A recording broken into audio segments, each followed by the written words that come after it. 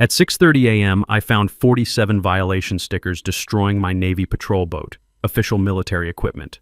Ruined. My hands shook, scraping adhesive off the American flag. The dock reeked of cheap perfume. Someone had been here recently. Not PTSD shaking, pure volcanic rage. Then she appeared. Beatrice Ashworth Klein, 63, holding that industrial sticker gun with the smuggest smile in history. Your military toy ruins our property values, sailor boy. Time for you people to find somewhere else to play soldier. You people. Military families. Like we're diseased. I'm a Navy bomb disposal specialist who survived 3 Taliban IEDs. My wife Sarah works ICU, our twin boys are 12. This lake house was supposed to be our peaceful refuge from everything I'd seen overseas. This psycho just declared war on my family. She had no idea what she'd started. What would you do? Have HOA Karens targeted your military service? Sound off below. I'm Chief Petty Officer Danny Sullivan, 23 years in the Navy specializing in EOD, explosive ordnance disposal for those who don't know military speak. I've stared death in the face more times than most people change their oil. 3 IED attacks in Afghanistan left me with PTSD, but I'm one of those quiet types who just keeps serving. I bought this lake house using my VA loan as a recovery retreat. Smart move, really.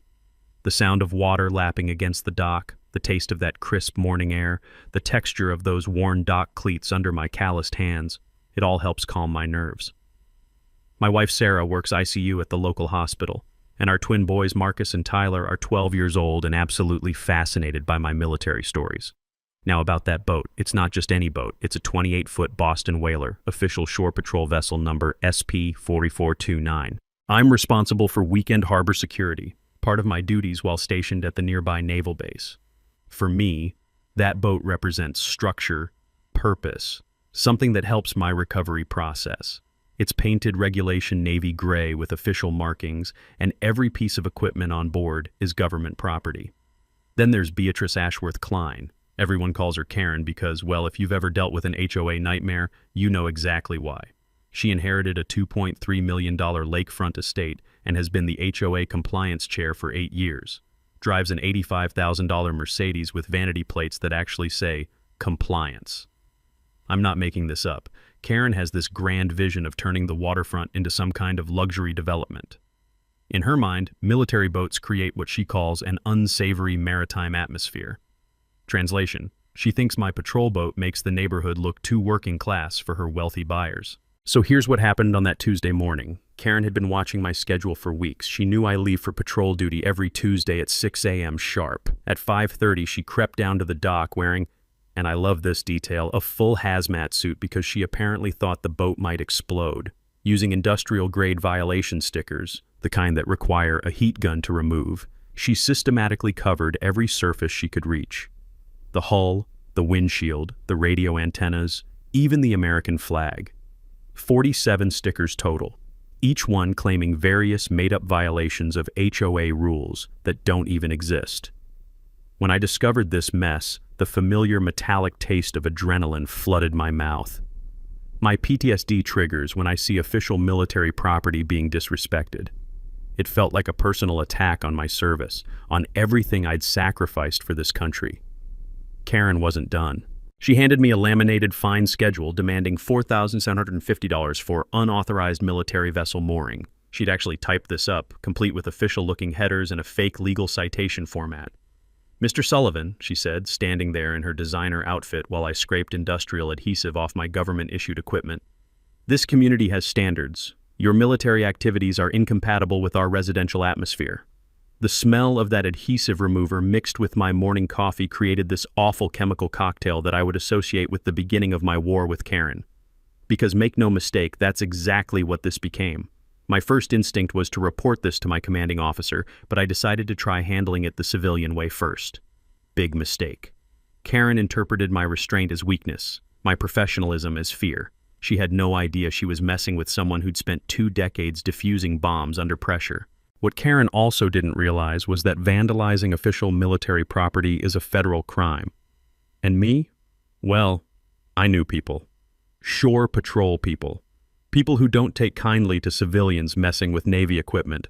But I'm getting ahead of myself. First, Karen had to escalate things, because that's what Karens do. 3 days after the sticker incident, Karen decided to go nuclear. She filed a formal complaint with the Coast Guard claiming my patrol boat lacks proper civilian registration and poses a homeland security risk. Now, if you know anything about maritime law, this is like calling the fire department because your neighbor's sprinkler system might be too wet. Lieutenant Rodriguez from the Coast Guard showed up the following Monday, clipboard in hand, looking like he'd rather be anywhere else. I met him at the dock, where the morning sun was creating that perfect mirror reflection on the water you only see before the wind picks up. "Sir, we received a complaint about this vessel," Rodriguez said, trying to maintain his professional demeanor while obviously thinking this was ridiculous. I handed over my documentation: official Navy registration, shore patrol assignment papers, my military ID, insurance papers, everything properly filed and up to date. Rodriguez examined each document with the thoroughness of someone who knows he's about to waste an hour of his life on bureaucratic nonsense.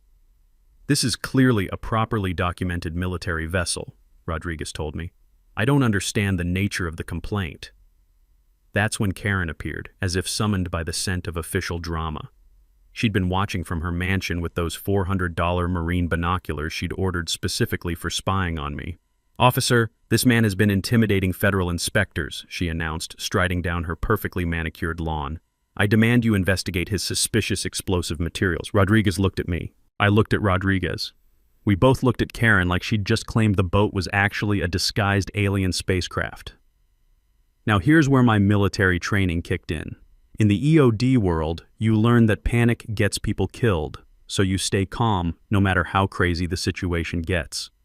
I offered Rodriguez a complete tour of the boat's safety equipment: Coast Guard approved flares, regulation life jackets, emergency radio equipment, everything by the book.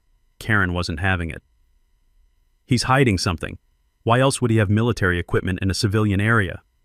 Rodriguez had reached his limit. "Ma'am, this is an official Navy vessel with proper documentation. The operator is qualified military personnel conducting authorized shore patrol duties. There's no violation of any maritime law." But Karen had already escalated to the next level. While Rodriguez was still on the dock, she was on her phone with someone, speaking loud enough for everyone to hear. "Yes, I need to report military intimidation of federal officers. The subject appears to have access to explosive devices." That's when I learned something important about federal law. When civilians make false reports to federal agencies, especially involving national security claims, those agencies take it seriously. Even when the reports are obviously bogus, they have to investigate. And my commanding officer, Captain Hayes, was not happy about getting a call from federal investigators asking about one of his shore patrol officers. Here's the knowledge nugget I discovered during my research that week. Under federal maritime law, HOA authority stops at the high tide line. Military vessels operating under official orders have federal jurisdiction that supersedes any local regulations. Translation: HOAs can't regulate official military vessels, period. But Karen wasn't done. I found out later that week that she'd been busy. The same complaint she'd filed about my boat had been filed about 6 other military families in the neighborhood. Same language, same accusations, same ridiculous homeland security claims. The mini twist came when Rodriguez called me personally. "Chief Sullivan, I wanted to give you a heads up. We've received identical complaints about multiple military families in your area. Someone's running a campaign here." I felt that familiar pre-mission focus settling in. This wasn't random HOA harassment anymore. This was systematic targeting of military personnel. And in my world, when someone targets military families, you don't just defend, you investigate. I started keeping detailed logs, military-style after-action reports documenting every interaction with Karen. Times, dates, witnesses, exact quotes. The kind of documentation that would make a JAG lawyer smile. Meanwhile, Karen was developing her own intelligence operation. Those expensive binoculars weren't just for show. She was documenting my patrol schedule, photographing everyone who visited my dock, and building what she called her evidence file of military activities. The smell of Karen's constant cigarette smoke drifting across the water during her surveillance sessions became as regular as the morning fog. My neighbors started joking that they could tell time by when Karen's spy session began each day. But Karen made one crucial miscalculation. She thought my professional restraint meant I was backing down. In reality, I was doing what every good EOD specialist does when they encounter an unexploded device: assess the threat, understand the mechanism, and prepare for controlled detonation.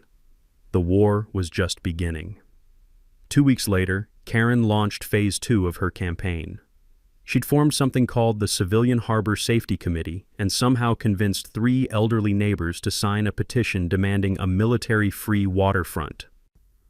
The petition claimed Navy boats created noise pollution, fuel contamination, and attract undesirable military personnel to our peaceful community. I read this over my morning coffee, the steam rising from my mug mixing with that crisp October air that smells like dying leaves and diesel fuel from the marina. What struck me wasn't just the obvious discrimination, it was the language, too polished, too legal-sounding for a neighborhood petition, so I did what any good investigator would do. I knocked on doors. Mrs. Henderson, 82 years old and sharp as a tack, answered her door with a puzzled expression. "Petition? What petition, dear?" "The one with your signature requesting removal of military boats from the harbor." "Young man, I would never sign such a thing. My late husband was Navy for 30 years. 2 doors down, Mr. Garcia had the same response. "I didn't sign anything against military families. My son's deployed in the Pacific right now." That's when I realized something important about handwriting analysis. After years of documenting explosive devices for federal investigators, you develop an eye for details. The signatures on positions 2 and 3 of Karen's petition matched the handwriting on those violation stickers perfectly. I documented the forgeries with photographs, got signed statements from the neighbors whose names had been forged, and prepared a comprehensive report for the HOA board. Military precision applied to civilian bureaucracy. Karen's response was swift and predictable. She filed a police report claiming I had threatened her with military violence during our confrontation at the dock. Officer Martinez responded to the call, and I recognized him from the local veterans group meetings. Martinez listened to Karen's dramatic account of being intimidated by aggressive military tactics, then asked to see the alleged threat documentation. Karen's evidence consisted of me saying, "Ma'am, you've forged signatures on this petition, and I have documentation proving it." "That sounds like a factual statement, not a threat," Martinez told Karen. Then he turned to me. "Chief, I've seen this pattern before. Document everything, keep records, stay professional." But Karen's escalation was just getting started. That Thursday, Sarah came home from her hospital shift looking shaken. Someone had left anonymous notes on her car windshield calling her military wife trash and suggesting she find a husband who doesn't kill people for a living. The notes were written in that same distinctive handwriting I had memorized from the violation stickers. When the twins asked why the mean lady hated Daddy's job protecting people, I felt something shift inside me. This wasn't just harassment anymore. This was psychological warfare against my family. Here's another knowledge nugget I discovered during my late-night research sessions. Under the Federal False Statements Act, lying to federal agencies carries a 5-year prison sentence. Every false report Karen had filed with the Coast Guard was a documented felony. Translation: don't lie to the Coast Guard about military equipment. The real mini-twist came when I installed motion-activated security cameras around my dock area. Modern technology is amazing. These things could capture crystal-clear footage at 3 in the morning and automatically upload to cloud storage. What the cameras revealed would have been funny if it wasn't so disturbing. Karen was conducting regular surveillance missions, creeping around the marina at odd hours with a professional-grade camera, photographing not just my boat but anyone who visited my dock. She'd created what could only be described as a stalker's dossier, complete with photos of the twins playing on the dock and Sarah reading a book in her beach chair. But Karen's masterpiece was her surveillance schedule. She'd somehow obtained my complete shore patrol duty roster, classified military information, and was timing her harassment campaigns to coincide with my absences. That meant someone was feeding her intelligence from inside the system. I realized the scope of the problem when I started talking to other military families in the neighborhood. Lieutenant Commander Jackson reported identical harassment. Petty Officer Thompson had received the same forged violations. Sergeant Davis from the Marine base had been dealing with noise complaints filed during his deployment. Karen wasn't just targeting me.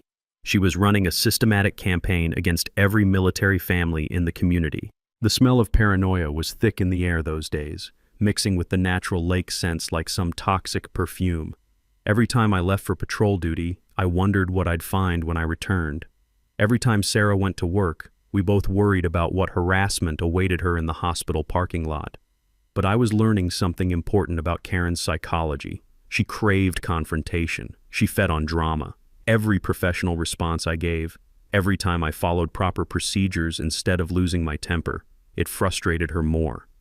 And frustrated people make mistakes. By November, Karen had moved from psychological warfare to physical confrontation. I was preparing for morning patrol duty when I found her Mercedes parked directly across the boat launch ramp, not beside it, not near it, literally blocking the federal waterway access that I was required to use for official shore patrol duties. Karen stood in 6 inches of lake water wearing designer heels and a white pantsuit, screaming about an emergency HOA meeting that supposedly gave her authority to block federal maritime operations. The contrast was surreal. This perfectly coiffed woman standing in muddy water, designer handbag clutched against her chest, makeup running slightly in the morning humidity. "You cannot launch that vessel until our safety committee completes its environmental assessment," she announced, waving a folder of official-looking papers. I took a deep breath, tasting that familiar mix of diesel fuel and morning mist. My EOD training kicked in again. When someone's blocking your mission, you don't escalate. You adapt and overcome. "Ma'am, I have federal orders to conduct harbor patrol. You're interfering with official military operations." "I don't care about your military orders. This is a civilian community." That's when Petty Officer Bellamy arrived as backup. I had called base security the moment I saw Karen's car blocking the ramp. Bellamy witnessed the entire confrontation, including Karen's increasingly hysterical claims about having authority over federal waterways. "Sir," Bellamy told me quietly, "this constitutes interference with military operations under federal law. Should I contact Shore Patrol Command?" Karen overheard and became even more agitated. "Are you threatening me? I'm documenting everything for my attorney." She was, literally. Karen had a professional video camera running, apparently planning to use footage of my aggressive military behavior in her legal campaign. The situation de-escalated when Marina Management arrived and threatened to have Karen's car towed for blocking emergency access. But 2 days later, I discovered the real escalation. Someone had superglued industrial-strength condemned notices to my boat hull. Not HOA stickers this time, official-looking documents claiming to be from something called the Federal Maritime Safety Board, complete with fake government seals and legal language about immediate hazardous vessel removal. The damage wasn't just cosmetic. Industrial adhesive had bonded with the Navy's gel coat finish, requiring professional removal that would cost $20,800. Government property damaged by civilian vandalism, a federal crime with serious consequences. I photographed everything before attempting removal, documenting the fake federal seals and forged agency headers.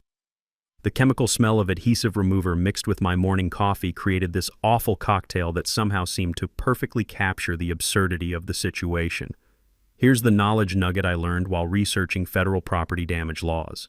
Vandalism of military equipment automatically triggers FBI jurisdiction, regardless of the dollar amount involved. Military property belongs to the American taxpayers, and the federal government takes damage seriously. Translation: messing with military equipment brings federal heat. But Karen's psychological profile was becoming clearer. She'd hired a private investigator to build a case against my illegal military activities. The PI, a professional named Rodriguez Investigations, spent 3 weeks documenting my completely legal, completely regulation shore patrol duties. The mini twist came when PI Rodriguez called me directly. "Chief Sullivan, I'm obligated to tell you that my client's concerns appear to be without merit. Your activities are fully documented, properly authorized, and completely legal. I've advised my client to discontinue this investigation." What did she say to that? She fired me and hired someone else. That someone else turned out to be Karen's drug-addicted nephew Trevor, a 26-year-old with a criminal record who was willing to do surveillance work in exchange for rent money. Trevor's investigative technique consisted of sitting in his rusted Honda Civic with a pair of drugstore binoculars, chain-smoking cigarettes, and taking blurry photos of my boat. The irony was that Karen's own security cameras were accidentally working against her. During her 3 a.m. vandalism mission with the fake condemned notices, she'd worn a camouflage outfit, apparently thinking it would make her invisible. Instead, her own motion-activated cameras captured perfect footage of her committing federal crimes. I discovered this when Marina Security showed me the overnight footage. There was Karen, creeping around the dock in full camouflage gear, industrial adhesive and fake federal documents in hand, methodically vandalizing government property while her own cameras recorded the evidence. The security guard couldn't stop laughing. She spent 40 minutes positioning those fake notices, kept checking her phone for the camera angles. Lady filmed her own crime spree. I felt something shift in my tactical approach. Up until now, I'd been playing defense, documenting harassment, following procedures, taking the high road. But Karen's escalation to physical property damage and fake federal documents crossed a line. It was time for a Navy EOD specialist to do what he did best: identify the target, understand the explosive mechanism, and prepare for controlled detonation. The gloves were coming off. The breakthrough came from an unexpected source. I had noticed that Karen always seemed to know my exact patrol schedule, not just the regular Tuesday and Thursday duties, but the special assignments, the emergency calls, even the training exercises. Someone was feeding her classified military information. I started paying attention to timing. Every harassment incident coincided perfectly with my scheduled departures. Every fake violation appeared within hours of my duty roster being updated. Karen's surveillance operations matched my absence schedule with military precision. So, I set a trap. I submitted a fake duty change through official channels reporting that I'd be conducting extended night operations the following Thursday. Then I parked across the street from the marina and waited. Thursday evening, 11:47 p.m., Karen's Mercedes pulled into the marina parking lot. She crept toward my boat with a fresh batch of violation stickers, confident that I was safely away on fake patrol duty. But I was watching from the shadows, documenting everything with night vision equipment, military surveillance technology applied to civilian stupidity. The next morning, I confronted the marina office staff. Someone's been providing my duty schedule to unauthorized personnel. That's a breach of operational security. Maria Gonzalez, the part-time marina clerk, broke down within 5 minutes. She was paying me $500 a week just to tell her when you'd be away. I didn't think it was a big deal. You didn't think compromising military patrol schedules was a big deal? Maria's face went pale as she realized the implications. Under the Homeland Security Act, compromising military operational information, even routine patrol schedules, constitutes a potential security breach. The penalties start at 10 years federal prison. But that wasn't the biggest revelation. While investigating Karen's information network, I discovered her real motivation. This wasn't just random HOA power tripping. Karen was running a systematic campaign to eliminate military families from the entire waterfront community. Property records revealed the truth. Karen owned 40% of Pemberton Development LLC, a luxury construction company planning a $50 million waterfront resort. The project required eliminating all undesirable elements to attract wealthy buyers. Military families, with their government boats and working-class backgrounds, didn't fit the upscale image. Karen had successfully forced 5 military families to relocate over the past 2 years using identical harassment tactics. The pattern was clear: escalate complaints, file false reports, make life unbearable until they gave up and moved away. Financial documents showed even more concerning details. Karen's luxury development had violated 3 environmental permits during construction, built a private dock without proper Navy clearance for waterfront projects near the base, and failed to obtain proper zoning variances for commercial development in residential areas. Here's the federal law knowledge nugget that changed everything. Paying for classified information, even routine duty schedules, constitutes bribery under federal statutes and carries a 10-year mandatory sentence. Translation: bribing for military intel is a felony, even if it's just patrol times. I realized I'd been fighting the wrong battle. This wasn't about boat violations or noise complaints. This was about systematic discrimination against military families for financial gain. Karen was essentially running a housing discrimination scheme with federal crime enhancement. The power dynamic completely shifted. Karen thought she was harassing one stubborn sailor who refused to follow HOA rules. In reality, she'd been committing multiple federal felonies against a trained investigator who now understood her complete criminal enterprise. I contacted the other targeted military families and shared my intelligence. Lieutenant Commander Jackson had documented identical harassment patterns. Sergeant Davis had been dealing with the same fake violations. Petty Officer Thompson had received threats identical to Sarah's anonymous notes. Karen had created what federal prosecutors would recognize as a criminal conspiracy, systematic targeting of protected class individuals, military families, using federal crimes, false reports, bribery, vandalism of government property, for financial gain, real estate development fraud. But my military training taught me that intelligence is only valuable if you act on it properly. Random retaliation would just make me look like the aggressive military stereotype Karen was trying to portray. Instead, I began planning a counter-operation with the same methodical precision I'd used for defusing bombs in Afghanistan. Every detail documented, every move calculated, every contingency planned. Karen had no idea that her harassment campaign against a simple sailor had actually been targeting a federal investigator with 23 years of experience in controlled explosions. The countdown to detonation had begun. My garage became a tactical planning center that would have impressed my old EOD unit. Military-issued laptops displaying federal law databases, printed surveillance photos organized by date and time, and a detailed schematic of the Marina's security camera coverage patterns. But the centerpiece was my masterpiece. A pressure-sensitive paint system that would make any booby trap instructor proud. The mechanism was elegant in its simplicity. Military-grade marking compound, the same non-toxic but highly persistent paint used for training exercises, connected to pressure plates salvaged from old ordnance disposal equipment. When someone stepped on my boat deck without authorization, they'd trigger a paint release that would coat them head to toe in bright green marking compound designed to last 3 weeks. My hands moved with practiced precision as I installed the system, muscle memory from years of working with sensitive trigger mechanisms. The smell of marine-grade sealant mixed with that distinctive metallic scent of military hardware, creating an oddly nostalgic combination that reminded me of my explosive ordnance days. "Honey, are you building a booby trap?" Sarah asked, watching from the garage doorway. "I'm installing a security system that uses visible marking compound for trespasser identification," I replied with military formality, completely legal under federal property protection statutes. The legal research had been thorough. I consulted Base JAG attorney Lieutenant Colonel Morrison about federal property protection laws, discovering that military personnel have extensive rights to protect government equipment from vandalism. Marking systems, surveillance equipment, and controlled access devices all fall within authorized security measures.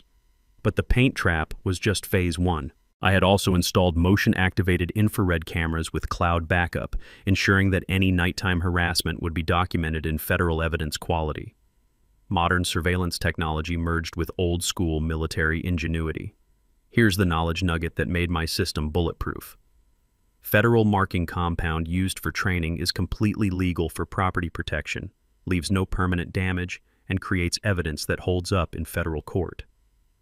Translation: military has better toys than Home Depot for catching vandals. Meanwhile, I was building alliances. The Veterans Harbor Watch consisted of 12 military families who'd been documenting Karen's systematic harassment.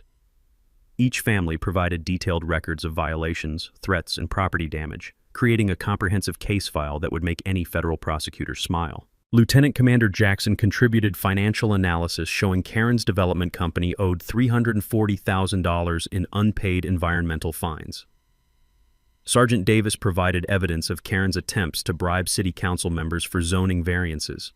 Petty Officer Thompson had documentation of Karen's discriminatory statements about military families lowering property values. I coordinated with base security to schedule increased routine patrols past Karen's property during her predicted harassment times. Shore patrol vessels would be strategically positioned to respond within minutes when the paint trap activated. The timeline was critical. Based on surveillance patterns, Karen conducted her major vandalism missions during new moon phases when natural light was minimal. The next new moon was November 23rd, perfect timing for my trap.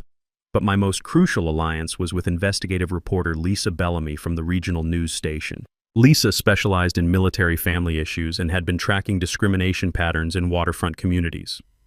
She agreed to investigate Karen's systematic targeting of military families in exchange for exclusive access to the story. Federal coordination took longer but proved worth the effort.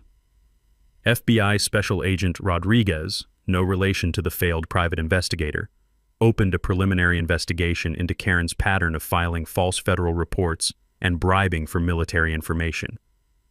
My backup plans covered every contingency. If Karen avoided the boat, secondary traps were prepared for the dock area. If she sent Trevor instead, cameras would capture conspiracy evidence. If she escalated to serious property damage, Shore Patrol was standing by for immediate response.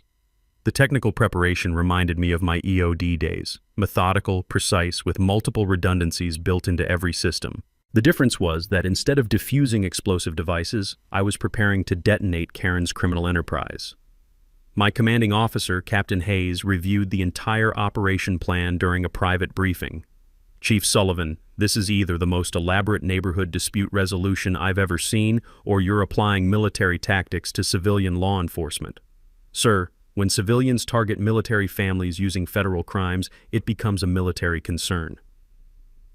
Captain Hayes approved additional Shore Patrol resources for enhanced harbor security during the operation window.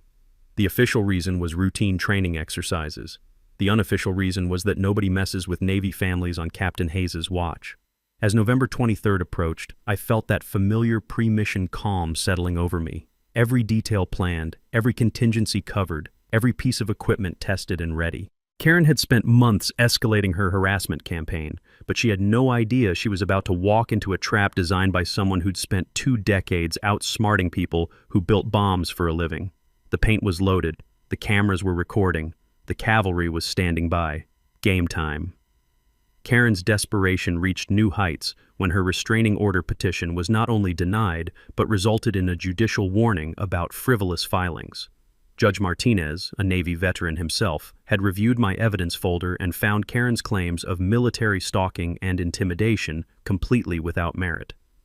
Ms. Ashworth-Klein, Judge Martinez said during the hearing, filing false accusations against military personnel serving their community is not only frivolous, but potentially criminal. I'm ordering you to cease all harassment of the Sullivan family immediately.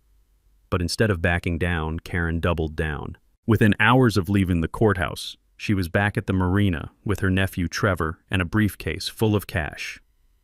Marina clerk.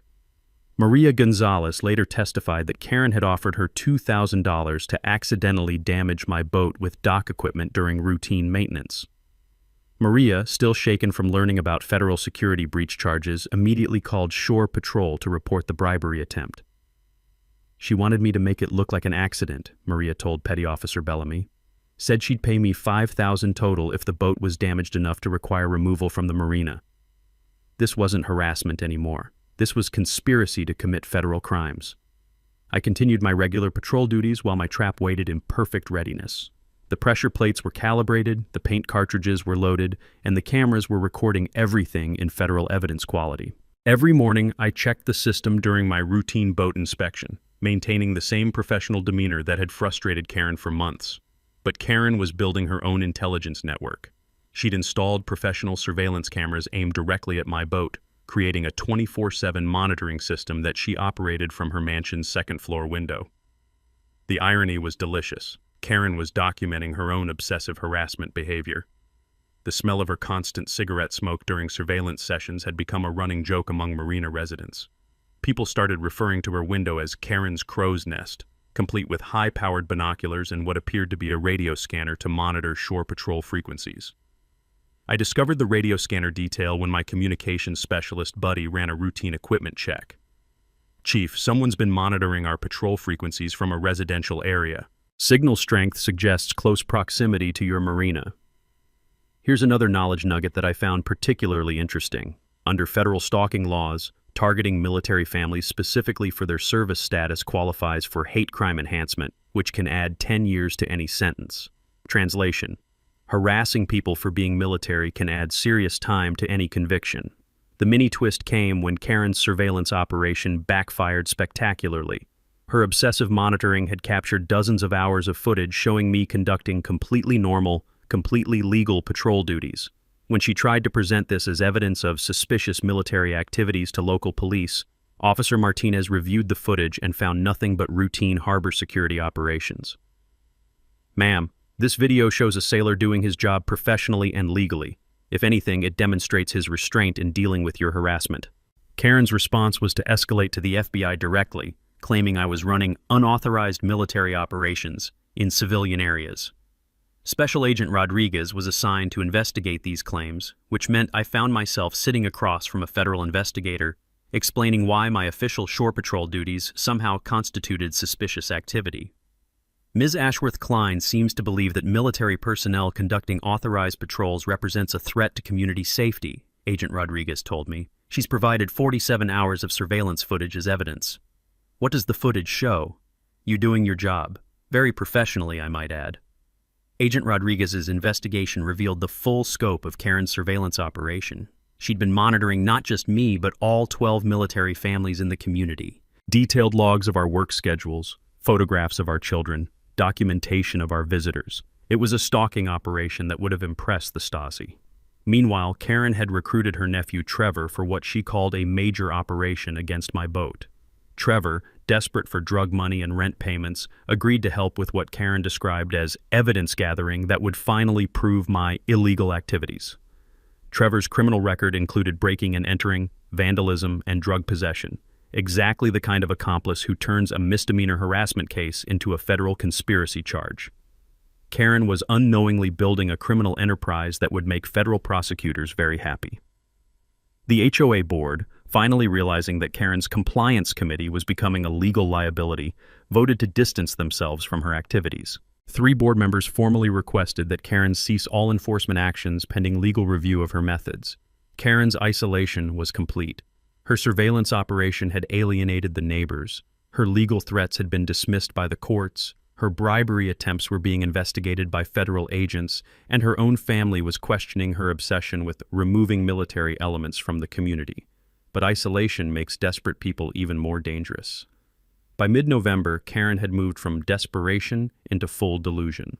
She organized what she called the Citizens Committee for Harbor Safety, planning a public meeting with city council members and local media to expose what she termed the military occupation of our civilian community. Her strategy was simple: present me as a dangerous military extremist whose presence threatened community safety, using her 47 hours of surveillance footage as evidence. She'd prepared a PowerPoint presentation titled Homeland Security Threats in Residential Areas and invited 3 city council members, 2 local reporters, and the Marina Management Company. Karen's nephew Trevor had graduated from surveillance to active participation. His role in the major operation involved bringing bolt cutters and a crowbar for what Karen called evidence gathering from my boat. Trevor, desperate for his aunt's money and too drug-addled to understand federal conspiracy laws, agreed to help with the 3 a.m. mission planned for November 23rd. We're going to document the military equipment he's hiding, Karen explained to Trevor during their planning session. Once we have photographic evidence of weapons or explosive devices, the authorities will have to remove him. Karen's confidence was absolute. She'd scheduled a 9 a.m. press conference for November 23rd to reveal her proof of military threats. Marina Management had received official notice that she intended to present evidence justifying my immediate removal from the community. I monitored this through my network of witnesses and federal investigators, maintaining my professional calm while my trap waited in perfect readiness. Shore Patrol Communications had intercepted Karen's radio scanner activities, and base security was aware of her planned operation. The technical details were beautiful in their precision. Pressure plates calibrated to trigger at exactly 47 pounds, enough to avoid false alarms from seagulls but guaranteed to activate when an adult human stepped on my boat deck. Paint cartridges loaded with military-grade marking compound that would create an explosion of bright green pigment visible from 300 yards away. Captain Hayes had positioned Shore Patrol vessel SP-44431 just beyond visual range but within rapid response distance. Federal surveillance teams were documenting Karen's conspiracy planning through her own surveillance equipment. The irony was perfect. Karen's obsessive monitoring had created a federal evidence trail of her criminal planning. Here's the knowledge nugget that sealed Karen's fate. Under federal conspiracy laws, planning to damage military property with multiple participants elevates charges significantly, and bringing tools specifically for property destruction demonstrates premeditation. Translation: bringing helpers to commit federal crimes multiplies everyone's penalties. The morning of November 23rd, I conducted my routine equipment check with unusual attention to detail. The The pre-dawn silence was broken only by the gentle lapping of water against the dock and the distant sound of Karen's Mercedes approaching for what she believed would be her final victory. Karen arrived at 3:30 a.m. with Trevor, a documentary camera, to record their evidence gathering, and prepared evidence bags for her morning press conference. She'd even prepared police-style tape to secure the crime scene after documenting my supposed weapons cache. Trevor carried professional-grade bolt cutters and a crowbar, tools specifically chosen for accessing locked compartments on my boat. The federal conspiracy case was building itself as surveillance cameras recorded every detail of their preparation. "Remember," Karen whispered to Trevor as they approached the dock, "we need photographic evidence of military weapons or explosive materials. The press conference is in 5 hours." Karen had no idea that my commanding officer was monitoring the situation from offshore, that federal agents were recording her conspiracy through her own surveillance equipment, or that her nephew was about to become co-defendant in a federal criminal case. She also had no idea that military marking compound, when released under pressure, creates a paint explosion that can be seen from space. The pre-dawn darkness was perfect cover for Karen's approach, but it also concealed the shore patrol vessels positioned for rapid response. Federal surveillance teams had night vision equipment focused on the marina, ensuring that every detail of Karen's crime would be documented in prosecution-quality footage. I reviewed the tactical situation from my kitchen window, feeling that familiar pre-mission calm that came from perfect preparation meeting perfect opportunity. Every detail planned, every contingency covered, every piece of equipment tested and ready. Karen stepped onto the boat deck at exactly 3:47 a.m., confident that her months of surveillance had revealed the perfect moment for her final assault on my military career. She had no idea she was about to become the star of the most spectacular federal arrest in marina history. The pressure plate registered 127 pounds of Karen's confident stride, the paint cartridges activated with military precision, and Karen Ashworth Klein's life changed forever in a brilliant explosion of federal evidence. The explosion was magnificent. Military-grade marking compound erupted from concealed dispensers with the precision of a controlled demolition, coating Karen from head to toe in bright green paint that glowed like a traffic light under the marina's security lighting. The pressure-sensitive system that I had calibrated so carefully delivered exactly what it promised: complete coverage of the trespasser in federal evidence-quality marking compound. Karen's scream echoed across the water, a sound of pure shock and rage that probably woke half the neighborhood. She stood frozen on the boat deck, dripping green paint that was already beginning to bond with her skin and clothing, while Trevor panicked on the dock. "What the hell?" Trevor shouted, dropping the bolt cutters and crowbar as secondary paint dispensers activated, coating him in the same brilliant green marking compound. "You didn't say nothing about booby traps."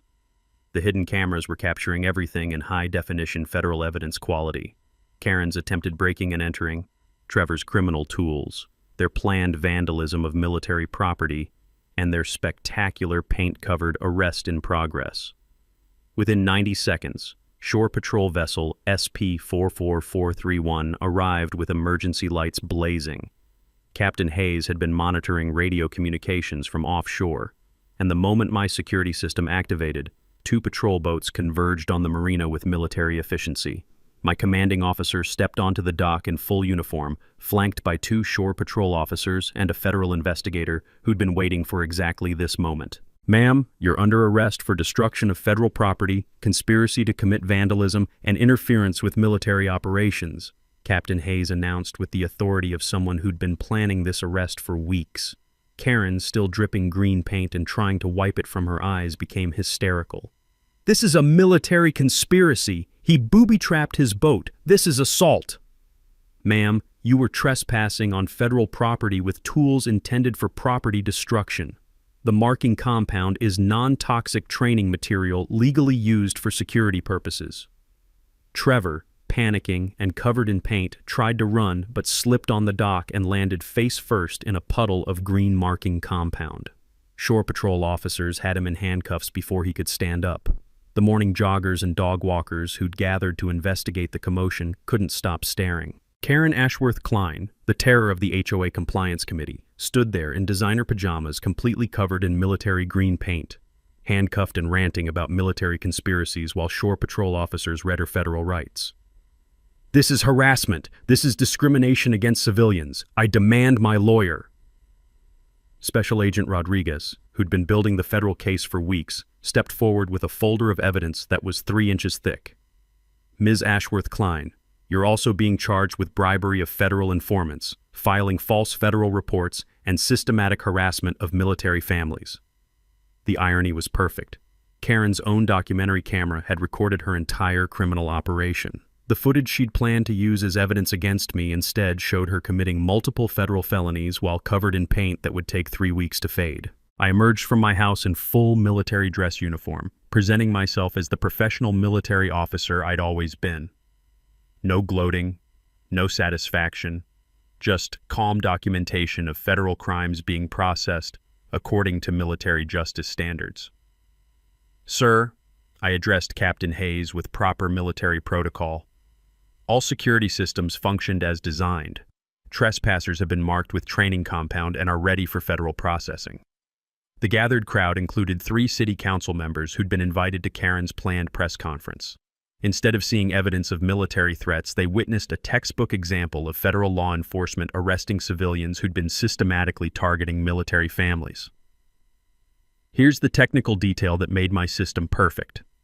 Military marking compound is designed to be highly visible, completely non-toxic, and impossible to remove quickly. Karen would be green for weeks, a walking advertisement of federal justice. Translation: military equipment comes with military-grade consequences. Channel 7 News arrived as Karen was being loaded into the federal transport vehicle, still ranting about military conspiracies while covered head to toe in paint that made her look like a rejected mascot for environmental awareness. Reporter Lisa Bellamy had the exclusive story she'd been promised: systematic discrimination against military families, federal crimes caught on camera, and the most spectacular arrest in local marina history.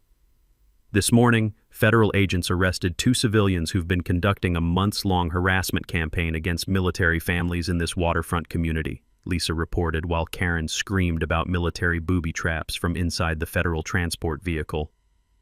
I watched the arrest with the same professional calm I'd maintained throughout Karen's harassment campaign. No celebration, no vindication, just satisfaction that federal justice had been served with military precision. The paint explosion had been spectacular, but the real explosion was Karen's criminal enterprise finally detonating under the weight of federal evidence. Justice served, military style. The federal charges against Karen read like a prosecutor's dream case. 14 counts, including destruction of federal property, bribery of federal informants, conspiracy to commit vandalism, filing false federal reports, and systematic harassment of military families under federal hate crime enhancement statutes. Karen's attorney tried negotiating a plea deal, but the evidence was overwhelming. Surveillance footage of her crimes, documented bribery attempts, 47 hours of her own stalking videos, and testimony from 12 military families created an airtight federal case. The paint evidence was just spectacular icing on an already perfect prosecution cake. 3 months later, Karen was sentenced to 18 months federal prison and ordered to pay $73,000 in restitution covering property damage, legal costs, and federal investigation expenses. Her nephew Trevor received 6 months and community service, specifically cleaning veterans' memorial sites every weekend for 2 years. The financial impact was devastating for Karen. Legal fees consumed her savings, federal restitution payments required selling her lakefront mansion, and the publicity destroyed her luxury development project. Pemberton Development LLC dissolved under the weight of environmental fines and federal scrutiny. But the real victory was systemic change. Karen's case became federal precedent for protecting military families against housing discrimination. The Department of Justice issued new guidelines specifically addressing harassment of military personnel in civilian communities, creating legal protections that extended nationwide. The Marina implemented new security protocols with federal liaison positions, ensuring military families received proper protection. Signs were posted clarifying federal jurisdiction over military vessels and warning about penalties for interfering with military operations. My twins, Marcus and Tyler, became neighborhood celebrities as the kids whose dad caught the Green Lady. The paint trap story spread through military communities worldwide, becoming legend among shore patrol officers who dealt with civilian harassment. Sarah noticed the biggest change in my PTSD symptoms. Having my community support my military service, instead of attacking it, provided healing that years of therapy hadn't achieved. The boat dock became peaceful again, filled with the natural sounds of water and wind instead of Karen's cigarette smoke and surveillance equipment. The Harbor Heroes program that I started attracted military families from across the region. Teaching boat safety to military children created positive community connections while honoring the service that Karen had tried to criminalize. Federal grants provided $340,000 for new mental health resources, specifically supporting military families facing housing harassment. The program expanded statewide after documentation proved systematic discrimination was occurring in multiple waterfront communities. The annual Military Appreciation Harbor Festival brings together civilian and military families every November 23rd, the anniversary of Karen's arrest. Local businesses sponsor events honoring military service while celebrating the community cooperation that ended Karen's harassment campaign. Karen's green-tinted complexion became local legend. Even after the paint faded, residents nicknamed her the Grinch of the Harbor, though she'd moved to a retirement community in Arizona with strict HOA rules that apparently didn't appreciate her compliance enforcement history. Trevor completed his community service and entered a veteran-sponsored addiction recovery program. The irony of military families helping Karen's nephew overcome the problems that led to his federal charges wasn't lost on anyone. I received formal commendation from Base Command for handling civilian harassment with military discipline and professionalism. Captain Hayes noted that my approach created positive community relations while protecting military families through proper legal channels. Property values in the marina community actually increased after Karen's removal. Military families provided stability, professional maintenance of properties, and positive community involvement that attracted quality residents who appreciated living near people who served their country.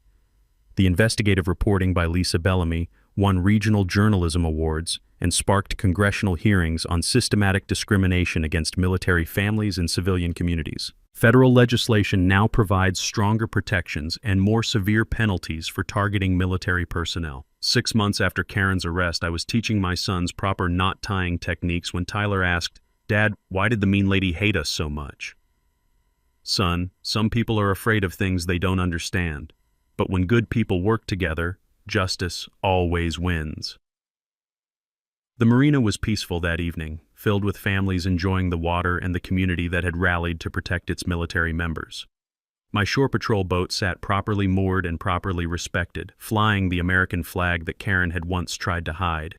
The smell of barbecue from the community dock party mixed with diesel fuel and lake water, creating the perfect scent of home. If you've dealt with HOA nightmares or harassment because of your military service, share your story in the comments below. And don't forget to subscribe for more stories about justice served military style. These heroes deserve our support, and sometimes the best support is making sure everyone knows what happens when you mess with military families. Justice served, community protected, mission accomplished.